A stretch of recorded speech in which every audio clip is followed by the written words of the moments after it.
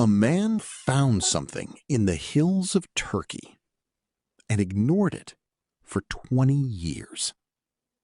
When archaeologists finally dug it up, they uncovered something humans were not supposed to be capable of 12,000 years ago. And almost no one is talking about it. His name was Bahatan Çelik. He wasn't on a major expedition. No cameras, no headlines, just walking, observing, writing things down. And then he saw them. Stone pillars.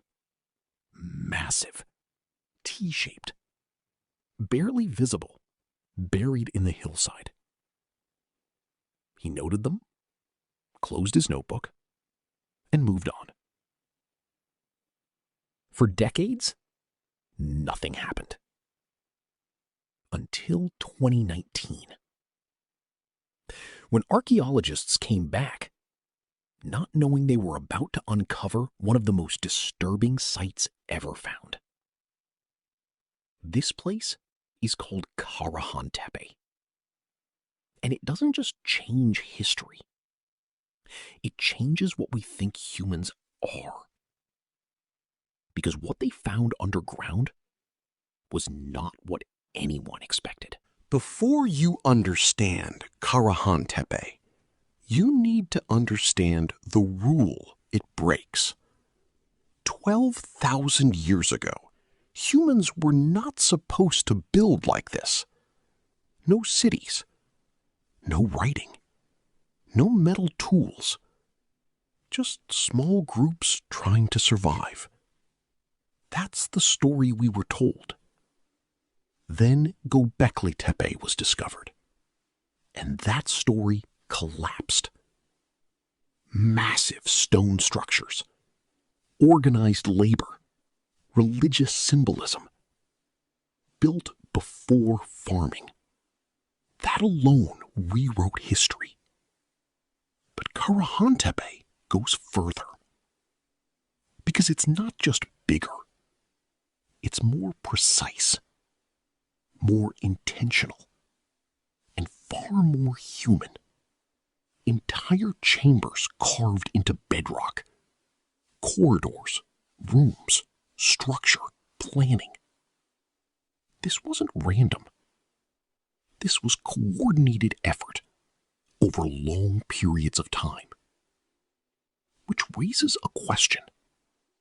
Who were these people? Because the next discovery makes that question a lot more uncomfortable.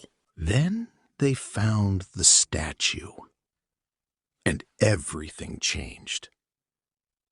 A seated human figure, carved from limestone, life-sized, detailed in a way that shouldn't exist for that time period.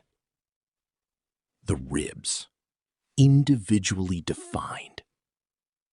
The posture, deliberate. And on the body, a leopard. Not painted, not scratched, carved. This wasn't decoration. This meant something. Some researchers believe it could represent death. But here's the part that matters. This does not look like a god. It looks like a person. A specific person. Someone remembered. And that idea shouldn't exist yet in human history. But the statue wasn't the strangest part. For years, archaeologists debated what the T-shaped pillars meant. Symbols? Gods? Abstract forms? Then Karahantepe gave an answer. One pillar had a face. Not suggested, not symbolic. Carved.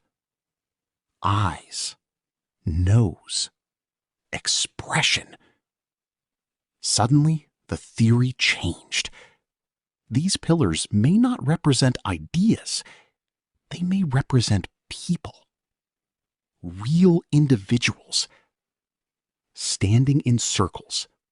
Facing inward. Watching something. Waiting. And what they might have been watching is even harder to explain. Deep inside the site, archaeologists uncovered something unexpected. A massive circular chamber, carved directly into bedrock, 17 meters wide. Tiered stone seating, rising in layers, surrounding a central focal point. Human heads carved into the walls. Faces staring outward. Archaeologists compared it to a kind of gathering space. Not confirmed, but undeniable. This was built for people to sit together, to watch, to experience something. Together. 12,000 years ago. And that changes the question completely. Think about what this means. A statue of a human. Pillars that may represent people. A space designed for groups to gather. This doesn't look like simple survival. This looks like meaning. Like memory. Like storytelling. Something happened here. Something important enough to carve into stone. Not just once, but again and again. And if that's true, then these people weren't just building structures. They were preserving something. And what they were preserving might be the beginning of everything. Earlier sites in this region are filled with animals, predators, symbols of the wild. But here, something changes. The animals fade. Humans take their place. Faces, bodies, identity. At some point, these people stopped focusing on the world around them and started focusing on themselves. That shift is everything, because it suggests a new idea, that human lives matter, that they are worth remembering. And that idea might have started here.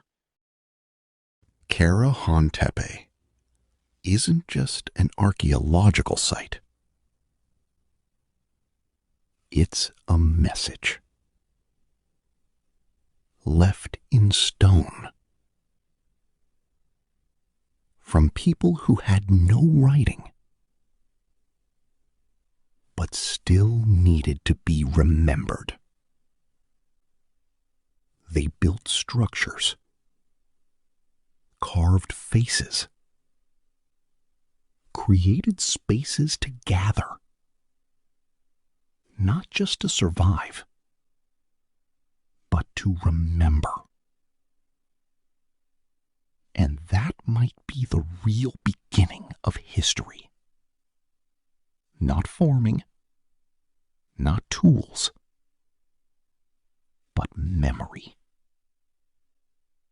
The decision that